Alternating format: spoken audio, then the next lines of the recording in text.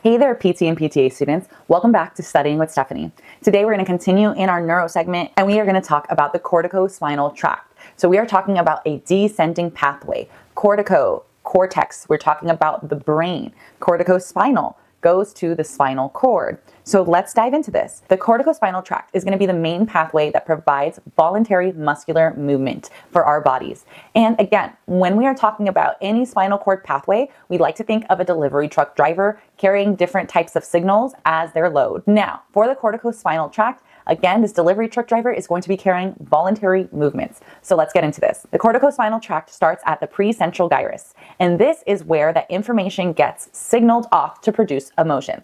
So what happens is our delivery truck driver gets en route and it picks up the signal. It's going to take that signal through a tunnel called the internal capsule. This internal capsule is an essential pathway for signals to go to and from the brain. That driver is going to go down through the brainstem, where we're going to pass the midbrain, the pons, and the medulla. In the medulla, we have these pyramids right under the pons, where this is what we call the corticospinal tract is also a pyramidal tract because it travels down those pyramids. In the lower aspect of the medulla, what's going to happen is 90% of the fibers are going to go down through the lateral corticospinal tract on the opposite side of the body. And this 90% is going to be carrying signals to the limbs, so our arms and our legs.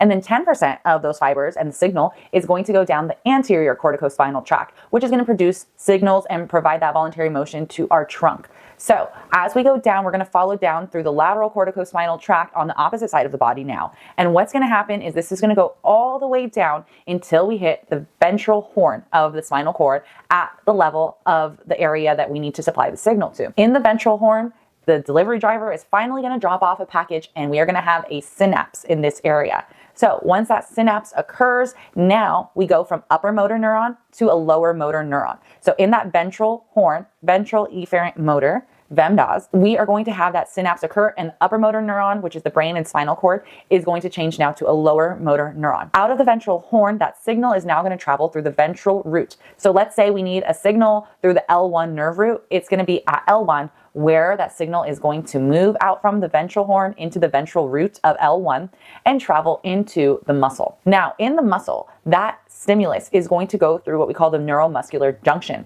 This is where the nerve directly innervates into the muscle. And here, neurotransmitters are released, such as acetylcholine. So the delivery truck driver synapsed and they made a stop in the ventral horn of the spinal cord, and now is traveling down through the ventral root of the nerve, down the peripheral nerve until it gets to the muscle that needs to be stimulated. Once that signal reaches that neuromuscular junction, now that delivery truck driver is going to unload the signals such as acetylcholine, and there that muscle is going to produce a voluntary contraction. So when we think about someone with a stroke, the reason that we lose that movement on the opposite side of the body for the limbs specifically is because the corticospinal tract crossed over in the lower part of the medulla. So the brain is not able to send a signal down anymore because the brain has been affected during the stroke. So the opposite side is not getting any signals because that crossover happened. And this is why we still have some trunk control, because the other side of the brain does supply us with that trunk control as well. So this is why that injury and strokes